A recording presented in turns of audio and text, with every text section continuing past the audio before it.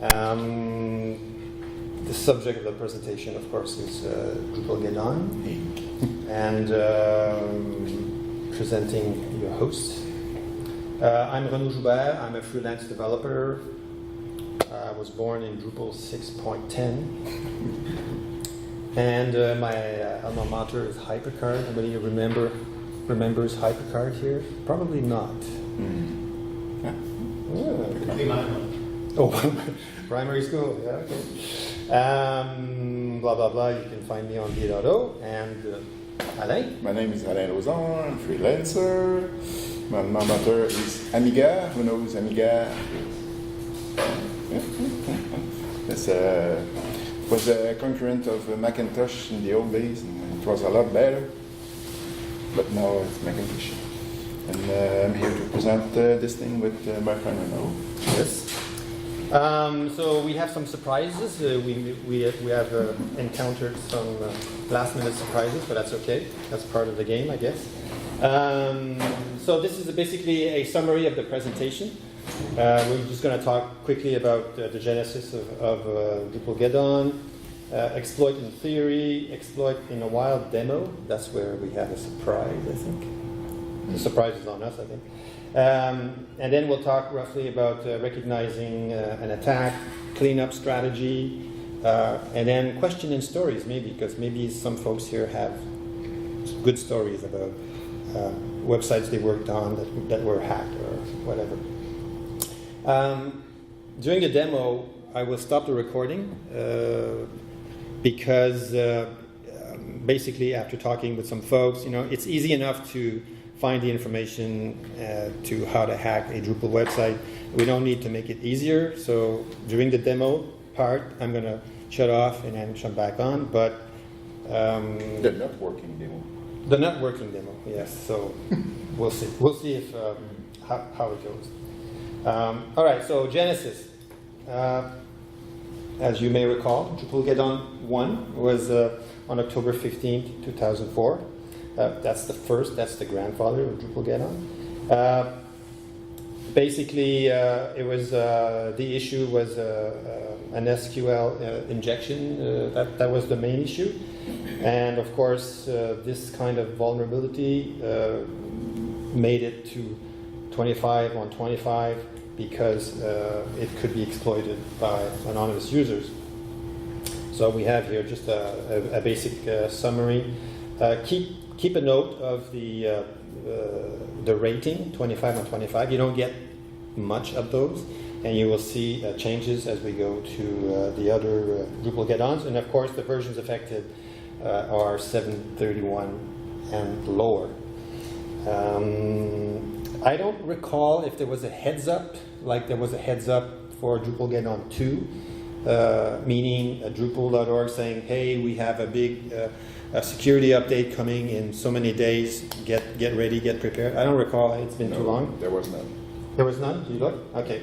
And essentially, the time to potential exploit, according to various specialists and experts, 7 hours. So if you did not update within 7 hours, you were potentially vulnerable. But we will see later on that there were folks looking up for you, guardian angels. And Drupalgeddon 1, they issued a patch to quickly mitigate the issue, and it was pretty simple. It was a one-liner. So if you didn't want to update your core base, we see sometimes client that where the code base drifts, so a lot of modules become old and they have security issues for modules. So updating to the latest Drupal sometimes is a big risk. So this is nice. So they could just go in and basically copy paste and they would do the job. Drupalgeddon 2A. So 28 March this year, 2018. I call it 2A because 2A and 2B are really, I wouldn't say they're cousins. I think they're brothers or sisters. They're really close to each other. So this is the publication on Drupal.org. Basically, the difference here was remote code execution. Note that the security risk came down a little bit. So from 25 to 25 on 25, it went down to 24. The versions affected. So now, because of Drupal 8, it's really complicated because there are so many flavors of Drupal 8, so sometimes it can be difficult to adjust to all that. It can also be exploited by anonymous users. The nice thing here is we all got a heads up on March 21st. So Drupal.org say, hey, there's a big one coming, get ready. Well, they didn't say get ready, but that's really what they meant. And so it gave developers, but it also gave hosting platform time to get ready and prepare for something like that. And the time to proof of concept, that's POC, or potential exploit, between 2 to 5 hours according to whoever you talk to. So that's 2.8. And that time around, it was more serious. So basically, there was a patch, Bootstrap was patched, and then they added this request sanitizer Inc, which we'll see also so it's a bigger issue, not as easy to fix as the first Drupalgeddon was. And a month later, April 25th, Drupalgeddon 2b, more or less the same remote code execution. Note that now we're at 20 on 25, and they do say that this is a sibling of 2a, and they have this in italics, updated. This is being exploited in a while. So I mean, we all knew that this was actually exploited. So probably Drupal 2a was being exploited, and this was a reaction to 2a. This is a little bit of a, again, 20 on 25, remote code execution.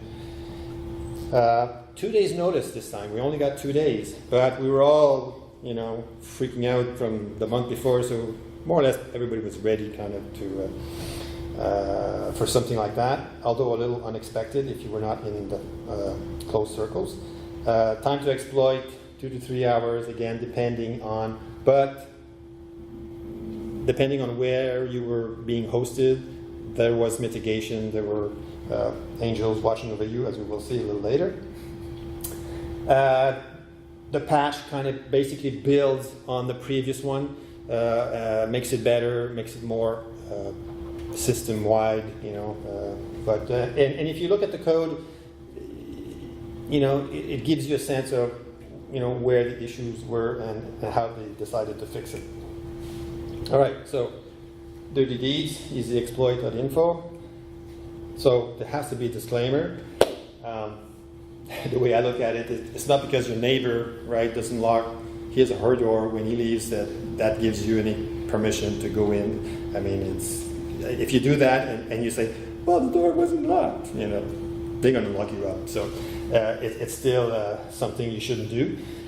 We are providing this for educational purposes, information purposes, probably not recreational purposes, but the idea is very much like we teach teenagers or we tell teenagers about sex, drugs, and rock and roll. We want to tell coders about the kind of issues, and the more you know about it, the better. And in a way, if you get your hands dirty, and your face a little bit, and your t-shirt too, it's good, because you will learn about how hackers work, and you have more arguments to convince your clients. And we will talk about maybe clients later.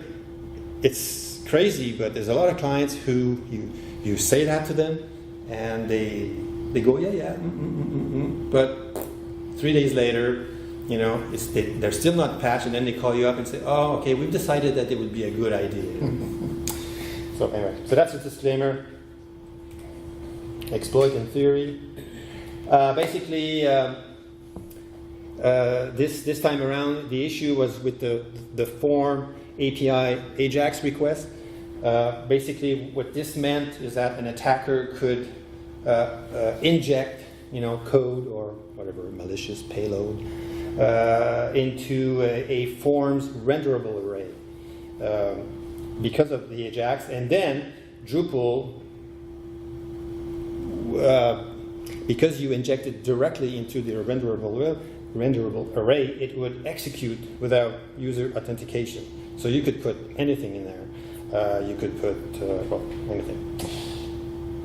This, of course, was so forms exposed to anonymous users were vulnerable, particularly vulnerable. So, like user register, user passwords, and there may be many more. And the type of code that you would inject. This is just a very simple example. Is okay. So I'm gonna create some markup, and the markup will. I'm going to put in a Unix function. Basically, uname gets the name of the machine, but hey, you could put any kind of, right? So you could be creative and do a lot more. I mean, this could be fun. You could, if Drush is installed on the server, you can run commands using Drush. So makes your life even easier. You can just, so I've tried that, works well. So we will do the exploit in a while, but I think we will be back in less than 5 minutes because I've been testing the exploit on an external server, and it worked 10 times right up to last night, and it's not working today. And my guess is someone has been looking at the logs and watching what I'm doing, more or less, and saying, this is not good, we're gonna cut him off. So anyway, so pausing for commercials, and we'll be back after these messages. We're now back, and I'm passing the puck to Alan. Oh, and I hope I will score. So how do you recognize that you have been attacked on your website? There are many things, because the attacks can be many folds. For this Drupalgeddon 2, if you waited too long, you may probably have been attacked. You look at it and you saw a website where you can ask the website for a particular file, and it returns all the websites on her that have that file. Yes, yeah. There are search engines where you can enter and say, find me all the websites that have this string in it, sites, default files, or sites, default modules, Google cart. It's going to go and fetch all those, build you a big list, and if you pay, you can have 1,000 of those. So if you know what string you're searching for, you can get a big list, and then you could use that list to, you can write, I did that actually, write a small script in Python, and it would go to the site, try to find the change log, try to guess the version that's running, and report back. So then you have a list of. You have a better list. It's not everything, but yeah. Right. So it's easy to have a list of possible targets of all the websites on Earth that has this version of Drupal or whatever you want. And it happened that usually the attackers they do the update. So if your website has been updated to the good version and you didn't touch it, the attacker did it, or it has been an angel. You saw talking about angels. Yeah. I mean, so there are two kinds of things that. I mean, an attacker would go in, patch your site, close the door, and then so that other attackers can't take what he feels is her or his property, right? So they can do that. But there are also a few Robin Hoods out there, people who go out and white hats, and whenever they find a site that's vulnerable, they will patch it and exit. So you have both. Yeah. Very interesting. Yeah, it's someone that does hosting, that they have enough mitigation software around the websites that they know every attack, and a lot of them they just patch and get out. So wow, why do you do that? You want a freebie or what? So new files suddenly appear on the website. We have a list, another slide of examples. You receive an email from your not ISP, not internet service provider, but from your hosting company. You have spam going from your website to the world. Please upgrade your website. Yeah, that's a queue. That's another queue. Yeah. Actually, they might even shut you down. So you don't know that your website is sending emails, and they're just going to shut you down and go, hey, what's wrong? I'm not doing any of that. Yeah. Usually they don't touch the website. They don't say, hey, I broke your website. Maybe just young kids would do that, but professionals, they tend to be low profile. The main thing that is used is Bitcoin, how do you call it? Bitcoin mining. Mining, yeah. Now the thing is more CPU. The CPU is the thing that with Bitcoin mining it gives you money back more than anything else these days. And it could change anytime. You could also go in the logs and look for the processes. Logs is the other slide. Yeah, you could see processes running some kinds of commands. So there are many kinds. PHP -R with an encoded command, so a string space 64 command that will do something and open a door for them. Entries in the logs for Drupal 8, this is a pattern. For Drupal 7, that's the other pattern. That's the thing he showed you that we tried a few minutes ago. Command. Yeah, the curl command. Or just single request to change log. Somebody pinging the change log to see what version of Drupal you have. That may be another way of recognizing somebody interesting. So this thing is from a client that had been attacked. So 3JZJN of car.php, crouter.php, get config.php. There was. It's a Drupal 7, and if you know when you install Drupal, you become really familiar with all the files, and it's easy to spot. Some are easier to spot than others. Of course, the first one is a dead giveaway. Car, you would say, what's car doing there? Unless this guy is selling cars. At the bottom, test.php, it's not so clear, so it's an interesting one. Yeah. And in the middle, just below the fuzzy line, _ hacks.txt. So the client thought that was a hacker. And it's basically, it was just the previous developer who had listed, things he had done on the website to make it work the way he wanted to. So, we will talk about this a little later because we did speak to the client.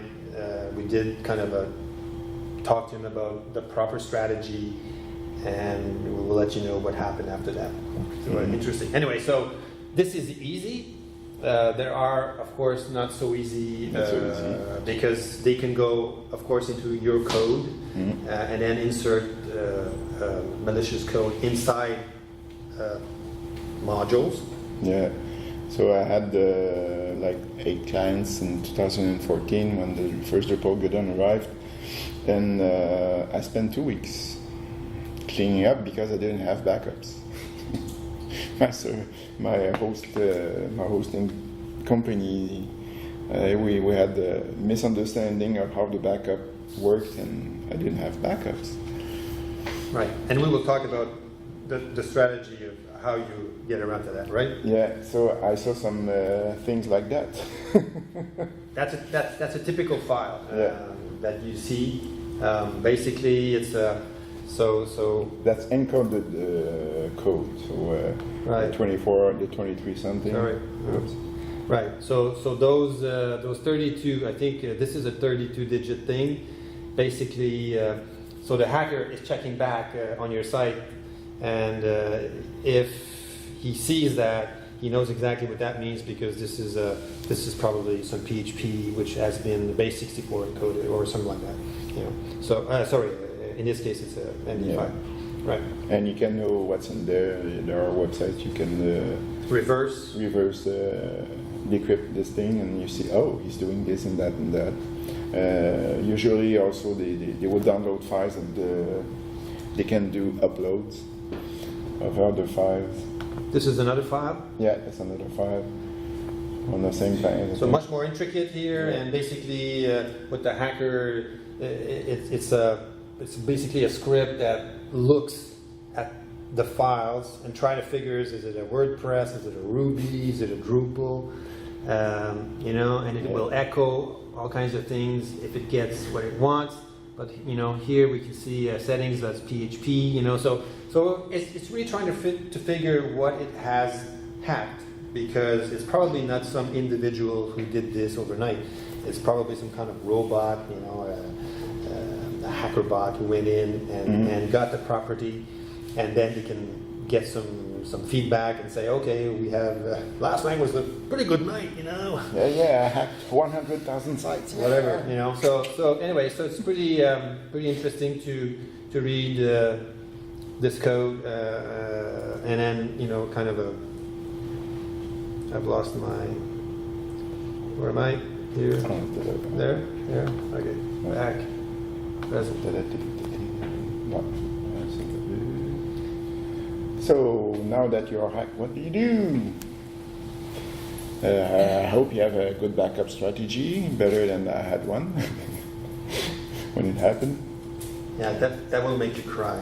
If you don't have a good backup strategy. Yeah. So the best thing is to back up to or restore to before the hack had been known. And you tell the client, yeah, you lost X number of hours or days of updating your website, and can you handle that? If not, okay, that's another thing. If you don't have backup, also that's another thing. If you can hire a professional, someone that knows those things, because it's really pinpointed thing. I did it myself. It took me 2 weeks. I had to find patterns, so I went on the internet. I went wild and I looked for. So I found many scripts that look for patterns of what's in those kind of files, and I found many files. And the most difficult thing to look into is the database. What's in the database? That changed because it's really hard to compare from one version of the database to the next. It's so huge. If you put it in text and do a diff, you got an enormous diff that you have to look manually, and it takes hours to. So this is good, and to finally find something that And there also you can find help on the internet for patterns and stuff. So, and it's an evolving world. You have patterns that are 1 year old. Okay, maybe they're so good, but new things happen since then. So you want to hire a professional if you can. If you want to do it yourself, you find the strange files, you delete them, verify the code base is legitimate. There's a very interesting module, Hacked, that will compare your files from the... with the Drupal's Git repo? Or? Yeah, from the Drupal Git repo. So if you have made hacks yourself, you will know them, but it will also show the differences, if there are differences. So that's very interesting. Repair, fix your database. That's that's a big issue, because if you recall, Drupalgeddon 1 basically was SQL injection, so they could insert something into your Renaud table, yeah. Right? So if you update and you delete all the malicious files and everything, someone would just need to go back to that specific URL, and it would recreate those files more or less in the same place. So if you can't find those patterns, like what was it, file put content, in Drupalgeddon 1, you're in trouble. I mean, Yeah. And even if you do it, you're not sure that you're Yeah. missing something. Right. Because you're looking and looking, it's like a hide and seek. Right. So finding a professional who has all the tools to really sanitize your database is not a bad idea, if, especially if your website is kind of a mission critical kind of thing. You know? Other places to check in the logs, in the cron, the data miners, not the data, the Bitcoin miners, they put the cron To run frequently. run frequently those mining things, so check all your crons and maybe other stuff too. And before acting, think about it. If you change something and you didn't find everything, you maybe better just do a backup, work it through, make sure that you have everything, and then put it back, because the hacker may say, hey, he found me. Right, right. And then work while you work and getting other doors and Right. other doors, and so. So the black slide that we saw where we had some malicious files, you know, so I spoke to Alain and he said, okay, this is how we should do it, you know, move side quietly, you know, and then really analyze what was wrong with the database and the code. And then when we know we've done everything possible to clean everything, then we just, you know, eradicate everything all at once. So I take that to the client. I say, you know, I got to be careful. Just don't go starting deleting files, because okay, I get it. This is in an institution that has many websites. So the next day, I get an email from the tech guy saying, "Oh, I've deleted the files." So I look. So he had deleted _hacks.txt. Awesome. He had deleted some composer files. You know, so basically he didn't know what he was doing. He deleted some stuff, but not all of it. So there were 4 or 5 files that were left in there, and the next day those files were gone. And he didn't do it. He said, I didn't delete those files. So I'm assuming that someone got wind that, you know, we were clumsily trying to clean up the hack, and someone went in, pulled, deleted, you know, probably stepped back, you know, for a while until he can come back and try again. But so this last line, think about it before doing anything. I mean, look, unless it's Drupalgeddon 3 plus 1 day, so you more or less know, okay, this is what happened. You know, you have your backups, so you back up. But if you don't know, you know, what's a few more days? What's the difference between you being hacked now and you being hacked in 3, 4, 5 days from now? Basically, no difference. You know, and if you take the time to think about it and to plan, chances are you will be in better shape afterwards than we are now. Because with this client now, we're kind of not in limbo, but not much. We're not too far from that. I mean, it will be very difficult now to. We probably won't find files anymore. So if he's got anything, it's in the database. Yeah. Anyway, think. It's not good, but it's not as bad as you think. So there are some good news. Hackers are more sophisticated than ever. I think we all recognize that. They use big tools, very professional tools, you know. I mean, anyway, so they know what they're doing.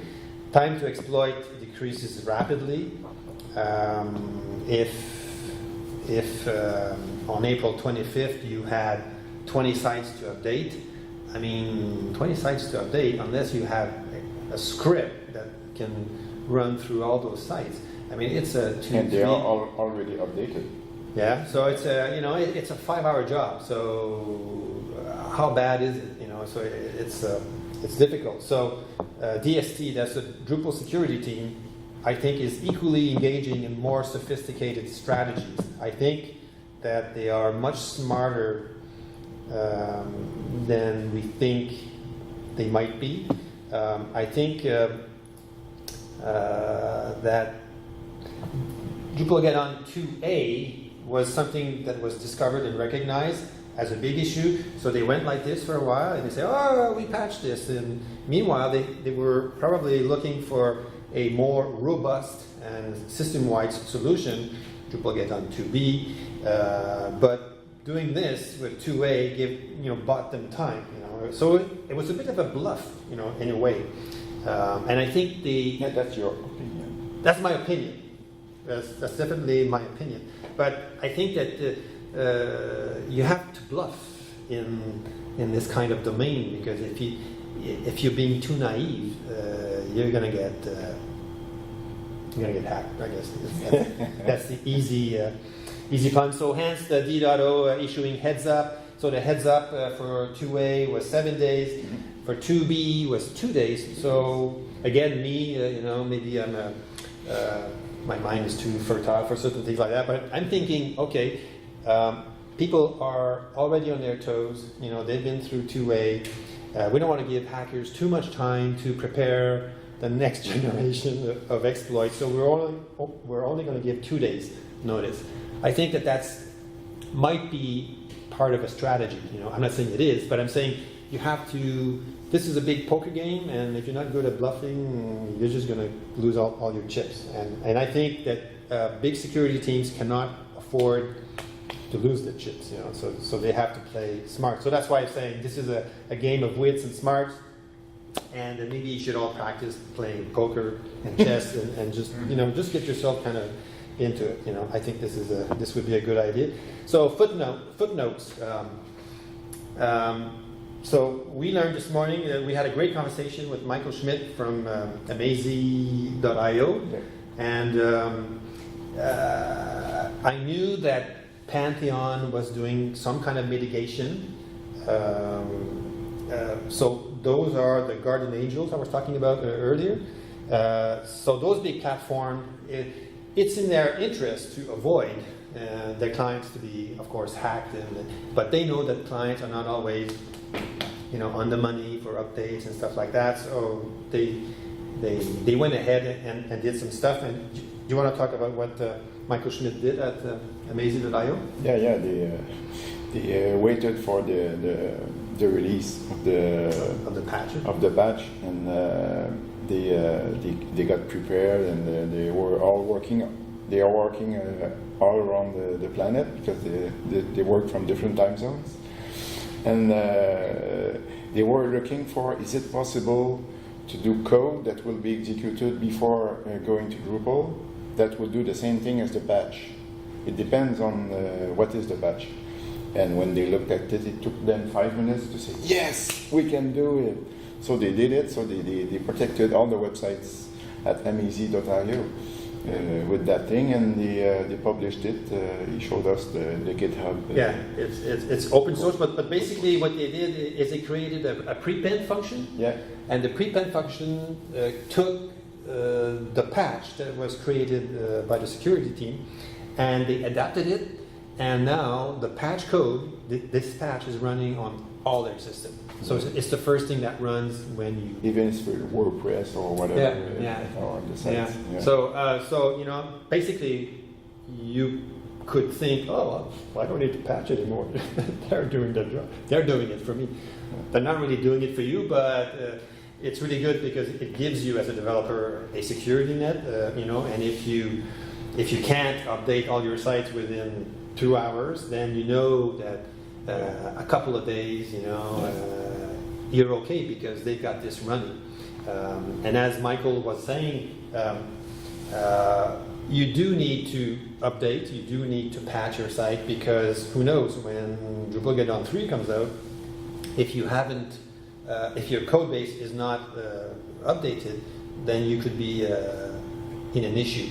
We saw clients that were running old versions of Drupal unpatched, with a lot of security model. That's a big nightmare, because when you come to a site like that, you go, should I stay? Should I run? Yeah. Because staying means it's crazy. It's a crazy job. You have to try to update everything, not break anything, and it's really Do we have a section about preventing, or because a good way to prevent those problems is to go to one of those hosters that do that for you. So they buy you time. You have time to do your updates and think about it. Maybe so. There are some updates that are difficult to do.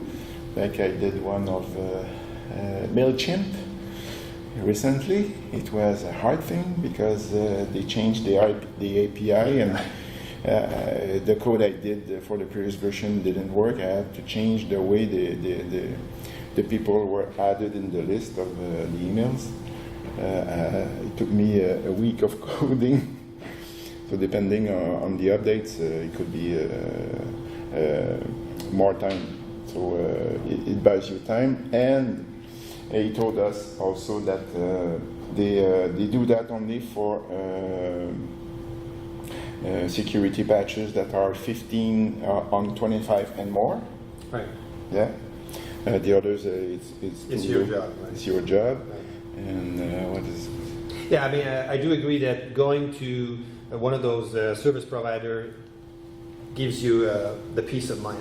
I know. I mean, I wouldn't go to the old-fashioned, self-hosted share server cPanel because we're not there anymore. So going to a place like that gives you all the tools. You can work with Git. You have 3 different environments. You got all kinds of tools, and plus you've got someone watching over you. Wow, what else? It's more expensive. You won't pay $5 a month, but. Peace of mind. What's 50 a month? It's probably 1 hour, maybe less of your time. So yeah, you buy peace of mind. That's the way I look at it. Changelog. We do have a few more minutes. So changelog.txt, it's not because you see, 757, So humanrights.ca, was running a 757. So out of curiosity, I just went not Green Party of Canada. Yeah, and they are okay. I mean, what changelog.txt doesn't tell you is that has the system been patched? Is it being hosted on a platform that gives that provides mitigation, et cetera?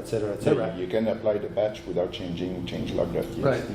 Right. So changelog.txt, contrary to maybe popular belief, it's not a really good cue as to is your site really vulnerable or not.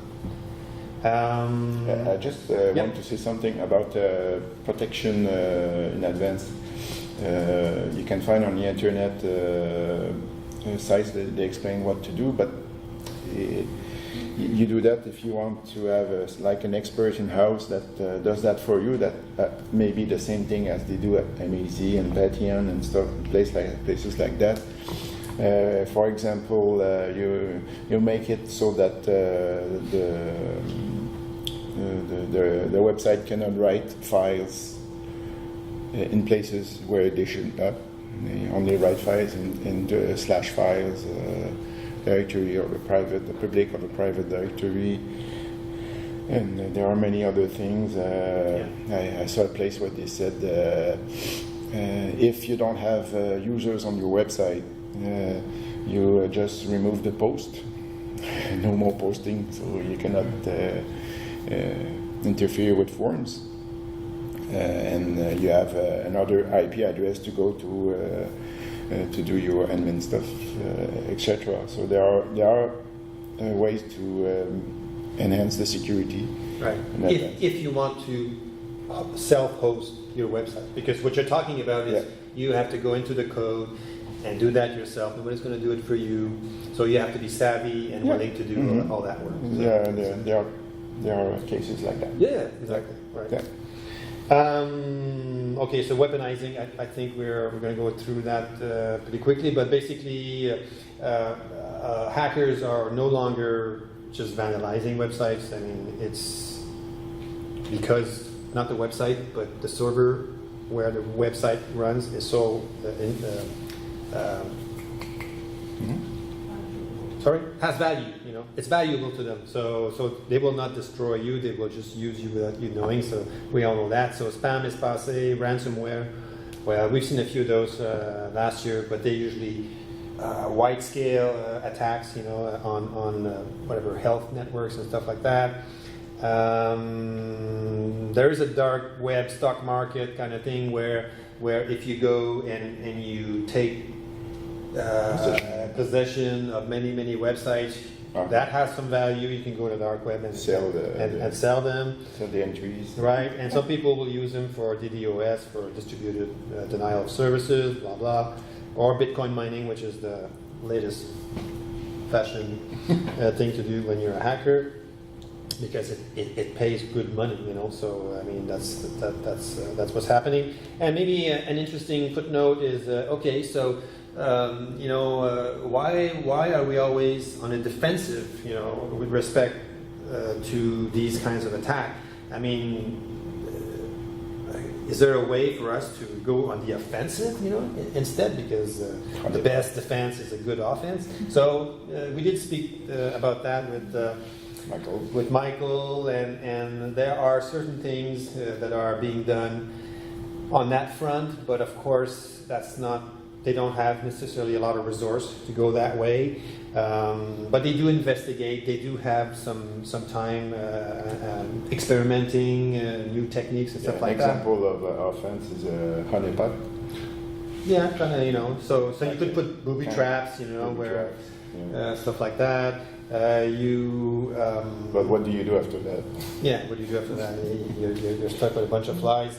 I mean, essentially, Pantheon and Amazy, when they are going on the offensive in a way when they, for example, take the Drupalgeddon 2b patch, adapt it to something that can run on their infrastructure and which applies to all their website. That's a bit of a, you know, they've maybe not totally offensive, but it is moving, you know, ahead of the pack.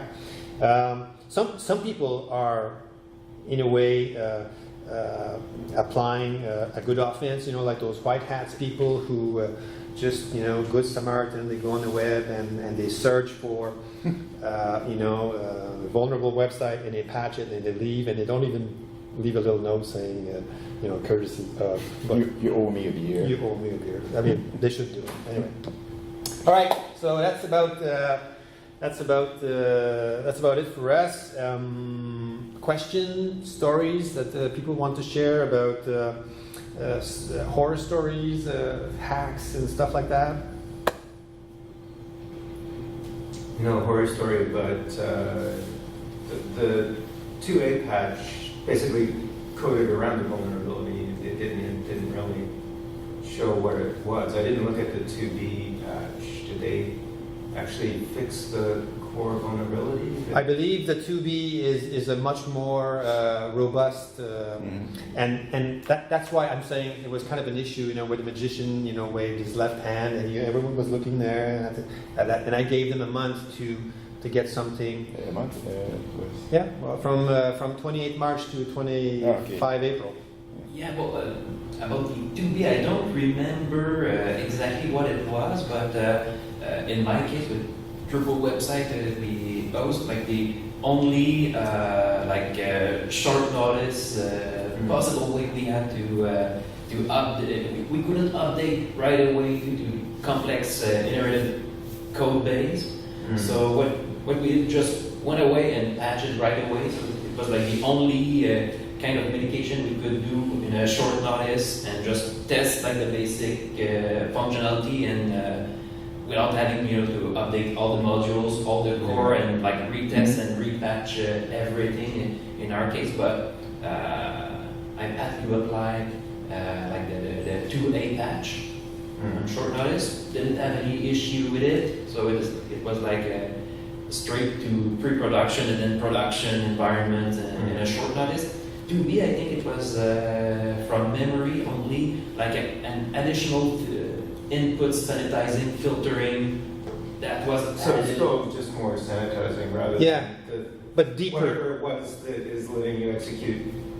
Yeah, code in the first place from a renderer. Right. So that's why I think 2B was just a more of the same, but deeper and more pervasive, fine-tuned. You know, I mean, they had a month to think about it, and they probably collected a lot of information from different folks. You know, okay, so what are we seeing out there? What's the kind of attack? And it probably helped them make it better. You know, so because not only for Drupal sites, but more in general for different type of web application. Like things you mentioned, I think are very interesting. That, for example, if you got composer files or release history files, if you happen to deploy them directly to a server, maybe it doesn't prevent someone from hacking into a vulnerable application. But if you block these files, let's say just putting some configuration in Apache and preventing someone from seeing them, like just serving a 404, let's say, well, you maybe just make it more obscure for someone to tell what's exactly installed in type of modules or kind of libraries you got in your web application. It could be like a Drupal, it could be a Symfony application of any sort. At least you don't release right away, oh, we got all these libraries that can be exploited right off the bat. So maybe it just gives you a little time to patch more efficiently. These kind of posting, I think are very interesting. And when you got a web application firewall available upfront, basically what Amazio.io did, in my understanding, is basically what I think falls under a web application firewall. Yeah. It is like kind of filtering before it gets even to your. It's a PHP that is started before index.php. Right. Because I know Cloudflare has some web application firewall capabilities where I think they even added basic rules for these kind of exploits, if I'm not mistaken. Yeah, MySQL injection and stuff. But I think it's a good thing, but like the same thing, the kind of thing I try generally not to do is, for example, tools like Composer or Drush. If I can do without on, let's say, a dedicated hosting, just not installing them permanently on the server, I think that's always a good... so you use that only on dev? Yeah, if I can just copy the files, I think the less tools that can be leveraged by someone right, exactly, to execute on your server. Yeah, like for example, a lot of guys, they just remove Views UI. Yeah. So if you need them, it's just like copy the executable, do your thing, and then remove it afterward. I think it won't prevent any type of hacking, but maybe it's just like these little things that adds up and small doors. Yeah. This is the page of where where you can find all the code for this. So again, like Alain was saying, so this function is running before index.php. So it's an interesting, and it's open source. So there you go. It's pre-banned. Right. So in there is the same thing as the patch. They changed some names because they don't want to collide with Drupal, and they copied some functions that they don't want to call into Drupal. So just copy the same functionality, and it's the same patch. Yeah, it's more or less it does the same thing. Anyway, all right, all good. Yeah. More questions, comments? Yes. Beers. Are you going to be posting the slides online? We talked about it. If we are posting the slides, we may remove some of the more specific things. But yeah, I mean, I guess we could post those slides. And there's, if you're interested, there's this afternoon, I think at 2:30, Christian Hudon is also doing a presentation on